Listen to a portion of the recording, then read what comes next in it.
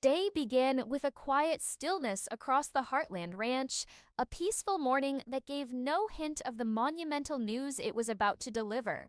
Hudson stirred under a soft sky, the sun's early rays touching the familiar hills and pastures. Horses moved gently in the fields, their breath visible in the cool air. Within the stables, Amy was tending to a bay gelding, her actions methodical, her thoughts seemingly far away, a scene of everyday calm that felt almost too perfect, a quiet moment just before everything changed. The camera seems to anticipate the gravity of the moment, lingering on the familiar sights. Then the distinct sound of approaching footsteps, measured and carrying the echo of a long and difficult time away. The focus shifts to a pair of worn, travel-stained boots, boots that hadn't walked this land for many years. Worn denim, a familiar old jacket, a tall figure silhouetted against the morning light at the stable entrance. A collective breath is held. The instant seems to elongate, the ambient sounds fading into a deep quiet. Then his face becomes clear. Ty Borden, alive, present, standing right there. For a moment, it's hard to believe. A dream, a trick of memory, but it's unmistakably him. He was back, and in that moment, the world seemed to stop. Amy stood frozen, the curry comb falling from her grasp. Lindy, observing from a short distance, her eyes wide with the pure surprise only a child can show. A gentle breeze rustled the leaves, as if the land itself was holding its breath. Everything they had come to accept, every step taken to adjust to a different life, was suddenly and beautifully overturned. The truth, hidden by years of silence and deep sorrow, started to emerge. When Ty was critically injured years ago, the official story was that he succumbed to his injuries. The concealed truth was far more dangerous. After being urgently transported to the hospital, Ty's journey took a starkly different turn. He had been close to uncovering a significant illegal horse smuggling operation, making formidable enemies who were determined to keep him quiet. Aware of the grave danger to Ty and his family, a secretive agency arranged his disappearance. His death was staged, his identity altered, and he was placed into a witness protection program, completely isolated from Amy and Lindy to ensure their safety. For years, Ty lived a life of quiet endurance, unable to reach out to those he loved, counting the days until it was safe for him to come home. That day had finally dawned. Ty hadn't disappeared by choice, but because of an agonizing decision. Keeping Amy and Lindy safe was his absolute priority, worth more than his own freedom, his own life. Every moment in hiding, every solitary night spent living under an assumed name, was driven by the images of their face. Amy's resilience, Lindy's laughter. He had made the greatest sacrifice, motivated not by weakness, but by a profound and unwavering love. Now, after what felt like an age, with the criminal syndicate dismantled and the case officially closed, the constraints that held him were gone. The journey back, once a distant hope, was now tangible. Ty Borden was taking that journey, step by careful step, back to Heartland, the one place he had always truly called home. The scene shifts back to Amy in the stables, absorbed in the comforting, familiar task of grooming the gelding. Sunlight streamed through the door, dust motes dancing in the beams, a morning that seemed like any other, or so it appeared. The usual creak of the stable door, a sound she'd heard thousands of times. She didn't look up immediately until something in the atmosphere shifted. A sudden quiet, an almost electric change in the air. Slowly, she turned, her hand pausing mid-stroke. Her breath hitched. There he was, Ty, standing in the doorway, marked by the passage of time and hardship, yet with an undeniable strength, and unmistakably himself. Her soul seemed to recognize him before her mind could process it, before her voice could shape his name. Ty, it escaped her lips, a whispered prayer, fragile, filled with disbelief, yet sacred. He didn't speak right away, his eyes conveying volumes of unspoken words. Then, a gentle inclination of his head. "It's me, Amy," and the world fractured and reformed in an instant. She moved towards him, her heart no longer able to endure another moment of their forced separation, collapsing into his embrace, weeping, holding on to him as if terrified he might dissolve into mist. Her entire body shook in his arms, and he held her with a fierce tenderness. "I thought I'd lost you," she managed to say, her voice choked with emotion. "Every single day, I hoped, I prayed for something. For this." Ty buried his face in her hair, his own voice thick with emotion. "I never stopped loving you for a sec. I've been trying to get back to you every day since I left." It was a reunion forged from anguish, endurance, and a love that had refused to be extinguished. In that embrace, years of grief began to dissipate. Deep wounds started the slow process of healing. Amy, who had painstakingly learned to navigate life without him, could finally truly breathe again with him by her side. Then, a small, questioning voice, "Mom?" Amy turned. Lindy stood a little way off, a storybook clutched in her hand, a look of innocent confusion on her young face. She gazed at the man holding her mother, her intuition sensing something momentous. "Mom, who is that man?" Amy sank to her knees, her hands trembling as she gently took Lindy's small shoulders, her voice unsteady with the force of her emotions. "Sweetheart, this is your dad. This is..." Time seemed to pause again. Lindy looked up at the man before her. His face was new to her, yet his presence emanated a soft, inviting warmth. She didn't fully grasp the situation, but in that moment, understanding wasn't necessary. Ty knelt, his own eyes filled with tears. "I've missed so much of your life," he said, his voice gentle, "but I've loved you from the very moment you were born." And then, without any prompting, Lindy stepped forward and wrapped her small arms around him in a gesture of pure, unhesitating trust. She could feel it, his steady heartbeat, his overwhelming love, the truth of him. In that hug, something profound and healing occurred. Not just a reunion, but a true beginning. A father and his daughter finally brought together by fate. Outside the stables, Jack Bartlett was walking towards the barn. A man who had carried more than his share of sorrow. He had seen friends and family depart, watched beloved horses draw their last breath. Loss had been an unwelcome but frequent visitor in his life, but nothing had struck him as deeply as losing Ty. Ty wasn't merely Amy's husband. He was an integral part of the family, Jack's protégé in many ways, the young man who, under Jack's quiet tutelage, had learned to ride, to build, to find his place, to believe in himself. The boy who had grown into a man, Jack cherished as his own son. Their connection had been built on shared labor, sweat, trust, mutual respect, and the unspoken understanding that defined true family. The day Jack was informed of Ty's passing, he hadn't cried. He hadn't spoken much at all, but something deep inside him had broken, leaving a wound that time had not fully mended. It wasn't just the loss of a mentee, but the loss of a future he had envisioned for Ty, for Amy, for the family they were creating together. So when Jack heard the sounds of distress coming from the stables, his first thoughts were of an accident, an injured animal perhaps, or Amy, caught in a wave of painful remembrance. But as he stepped through the doorway, his breath caught in his throat. There, before him stood Ty. Their eyes met. The world stood still. Jack, the stoic patriarch who had borne so much grief, stopped in his tracks, struggling to process the impossible sight. "Hello, Jack," Ty said, his voice quiet, laden with years of unexpressed emotion. Jack's hand trembled as he slowly took off his hat, his eyes, usually a clear reflection of his inner strength, beginning to well with tears. In that instant, years of silence, pain, and unanswered questions hung heavy in the air. Jack just stared, caught between utter disbelief and an overwhelming surge of memories. His lips moved,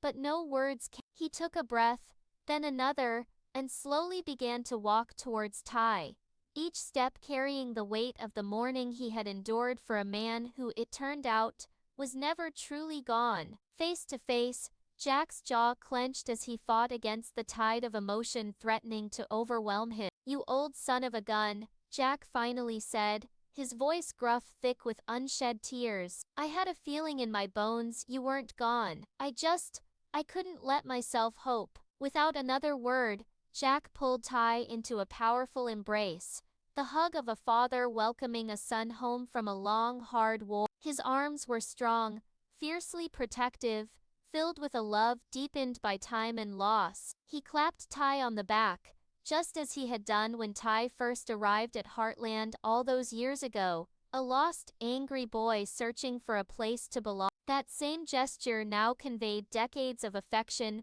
forgiveness, and profound relief. You were the best damn thing that ever happened to Amy, Jack muttered, his voice finally breaking. And now you're home. Thank God you're home. This wasn't just Ty's return, it was a moment of profound healing. For Jack, it felt like the restoration of his family's very core. The gaping hole in his heart was finally unexpectedly being filled. For the first time in years, he felt like he could truly breathe again. Later that evening, as the initial shock began to subside and a quiet peace settled over the ranch, Jack and Ty sat together on the porch. Much like countless evenings in the past, the crickets chirped their nightly song, and stars began to appear in the darkening sky. They sipped coffee, a comfortable silence between them, and in that stillness, Jack finally voiced the words he had carried in his heart for so long. You always made me proud, Ty. Every single day. I might not have said it as often as I should have, but you were always like a son to me, and I never stopped thinking of you as my own. His voice was a little shaky. Lou, Jack said into the phone later. He's back. Lou paused on the other end. Who's back? She asked, though a part of her, a hopeful, fearful part, already suspected, Ty. For a beat, Lou laughed.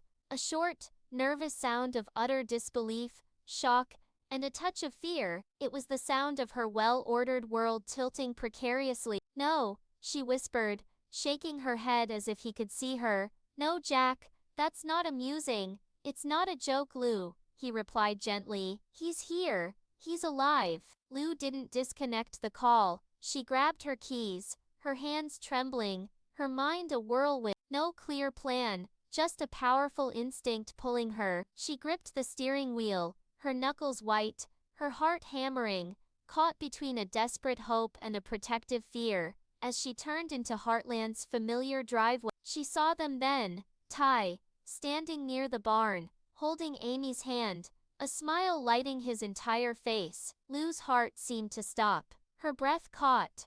She got out of the car, her legs feeling unsteady. For a long moment, she simply stood there, frozen, watching this impossible, beautiful scene unfold. When Ty turned and his eyes met hers, her voice finally found its way out. Ty, she whispered, the single word cracking under the immense weight of unspoken emotions. Ty started walking towards her, his own eyes glistening. Lou didn't wait. She ran into his arms, reclaiming a brother she had mourned and believed lost forever. And for the first time in what felt like a lifetime, Lou allowed herself to truly cry, not for the pain of the past, but for the sheer miracle standing before her. It's like seeing a ghost, she managed to say between sobs. Hey, Lou, he said softly. Her breath hitched, a silent gasp. Her lips trembled, words deserting her, overwhelmed by disbelief. Her eyes were wide, a storm of shock,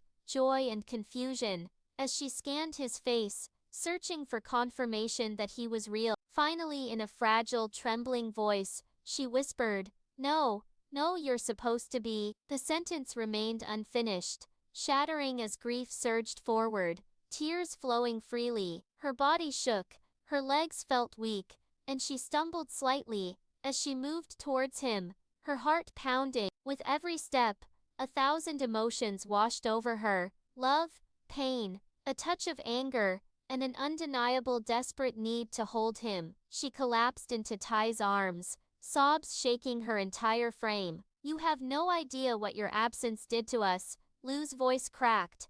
To Amy, to me, we shattered. We broke into a million pieces. The words tumbled out, an outpouring of years spent mourning his loss. Ty held her closer, his own tears falling. This wasn't just a reunion, it was a reckoning, The immense guilt he had carried for so long surfaced. I never wanted to hurt any of you, he said, his voice thick with remorse. I truly didn't have a choice, Lou. If I could have come back, if I could have made just one call, I would have moved mountains to do. Lou pulled back slightly, her hands trembling as she touched his face, her fingers tracing familiar lines. I don't even care about what happened right now, she said breathlessly. You're here, you're breathing, you're alive. That's all that matters. For Lou, this was a breakthrough, a profound release. After years of maintaining a strong exterior, the wall she had meticulously built around her grief crumbled. She could finally let go, because the one she had lost was back. She didn't have to be the strong one, not in this moment. Georgie was pursuing her Olympic aspirations on the other side of the world. When the call reached her, she initially refused to believe it. This has to be some kind of mistake, she'd said, her voice sharp with disbelief. Some terrible, cruel joke. But there was something in Lou's tone, an undeniable current of truth, that made her hesitate. She rushed to the nearest airport, her mind reeling with a flood of memories, Ty helping her with training, long rides across the fields, late-night conversations filled with encouragement. He had seen her potential, recognized her spirit, looking past her troubled beginnings. He was one of the first people to truly believe in her. His supposed death had shaken that belief to its core. Stepping back onto Heartland's familiar ground, her heart pounded in her chest. She saw him standing by the fence, just where he often used to be. Time seemed to stand still. Her backpack slid from her shoulder, her legs felt like they might give way. He spoke her name, Georgie, his voice, a sound she never thought she'd hear again, a beacon cutting through years of silence. She ran, throwing herself into his arms, sobs coming hard and fast. You don't know how much I needed you, she cried into his chest. When you left, I lost my anchor, the one person who never ever gave up on me. Ty held her tightly, like a brother, steady and safe. I watched every single one of your competitions I could find online, he whispered, a note of pride in his voice. I knew you'd be amazing, you always were. I never stopped believing in you, not for a sec. Later, under the vast, star-dusted sky, they talked about horses, about victories and setbacks. Then Georgie voiced what was truly in her heart. You weren't just family to me, Ty, you were like my big brother. And losing you, it broke something inside me I didn't think could ever be fixed. But now it's starting to. Tim Fleming was a man who seldom showed his emotions openly, not because he didn't feel them, but because their intensity sometimes frightened him. He felt he'd made too many mistakes in his life. When Ty died, Tim had buried his grief under a layer of anger, fighting against the world, and often himself. He carried the heavy guilt of not being able to protect his daughter from such profound pain, of not being able to protect. So, when Lou called with the unbelievable news, he didn't say much, just grabbed his keys and started driving. The road was a blur, as he chased what felt like a phantom, pulling up to Heartland. His heart was a frantic drum against his ribs. He saw Amy and Ty near the barn, their hands intertwined, a scene so familiar it made his world tilt. What in the Sam Hill is going on here? Tim demanded, his voice loud, defensive and noticeably shaking. Ty turned slowly, his demeanor calm. It's me, Tim. I'm alive. Tim's face flushed a deep red, a torrent of conflicting emotions, rage, betrayal, shock, immense relief, and a deep buried love, all swirled within him. You died, Ty, Tim shouted, his voice cracking. We buried you. Amy mourned you. I mourned you. You left us with nothing but ashes. Amy took a step forward, as if to intervene, but Ty held his ground, his gaze locked on Tim's, the man who had, over time, come to respect him, even love him like a son. I begged them to let me come back, Tim, Ty said, his voice strong yet filled with sorrow. Every single day, I watched Lindy grow up in grainy videos they occasionally managed to get to me. I listened to Amy's saved voicemails, until the battery on the burner phone died. I never stopped trying, but they convinced me, they showed me, that if I came back too soon, I'd put all of you in grave danger. Tim's jaw tightened, his breath catching in his throat. Then the anger, the protective shell he'd worn for so long, began to melt away. Slowly, silently, he walked forward and pulled Ty into his arms. A father's hug, tight, desperate, and unyielding. "You're a damn stubborn fool," Tim whispered, his voice cracking with emotion. "But I'm so glad you're home." As the sun dipped below the horizon, casting Heartland in a warm golden glow, the ranch felt more complete than it had in years. Not perfect, not instantly healed, but whole. The broken pieces were starting, slowly, to find their way back together. In the quiet of the evening, with tears still fresh and hearts tender and raw, the family began to absorb an undeniable truth. Sometimes the impossible is simply love,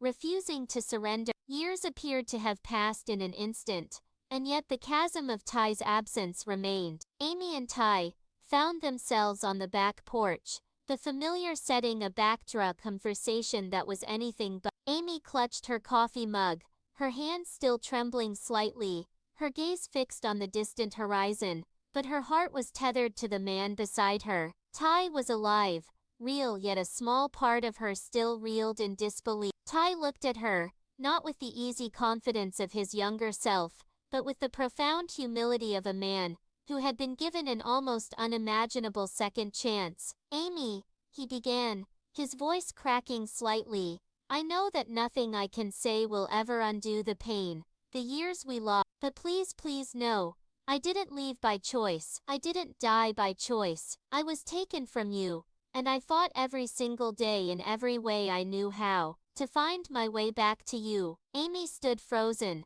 her breath catching, tears flooding her eyes. This was the voice she had longed to hear for an eternity, the face she had cried over, the man she had believed was lost to her forever, standing before her now, the ghost of her past made real. The sun was beginning to set, painting the sky in hues of orange and purple. "Then why?" she asked, her voice a mere whisper, shaking with the unresolved grief of years. "Why didn't you come back sooner? Why did you let me believe you were dead? Why did you let Lindy grow up, thinking her father was just a faded photograph, a story I told her?" Ty lowered his gaze, shame clearly etched on his features. "I wanted to." His voice was heavy with a regret that seemed to fill the space between them, "more than anything in the world. But I could." He explained the complexities, the deep cover witness protection, the dangerous international implications of the case he'd been entangled in,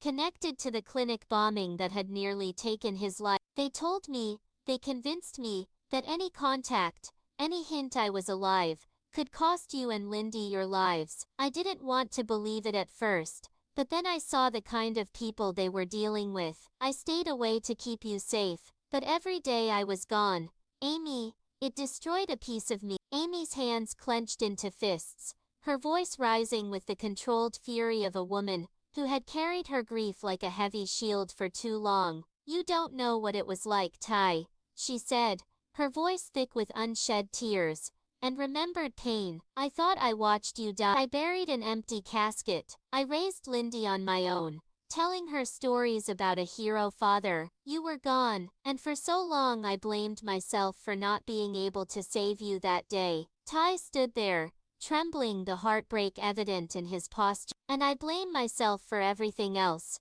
he countered softly, "for leaving you, for missing Lindy's first steps, her first words, her first day of school. I kept your photograph in my pocket, Amy, every single day. It was like it was the only piece of my soul that hadn't been extinguished." Amy turned to face him fully, her face streaked with fresh tears, etched with the lines of years of pain and resilience. "So what happens now?" she whispered, a storm of conflicting emotions swirling within her. "You're back, but everything is different. I'm so angry at you. I'm so incredibly relieved. I'm terrified this is a dream. I don't know how to feel, Ty." Ty stepped towards her slowly, cautiously, as one might approach a wild, beautiful horse that had once been deeply loved, but was now wary, ready to bolt. "I'm scared too," he admitted, his voice low, vulnerable. "I don't expect forgiveness overnight.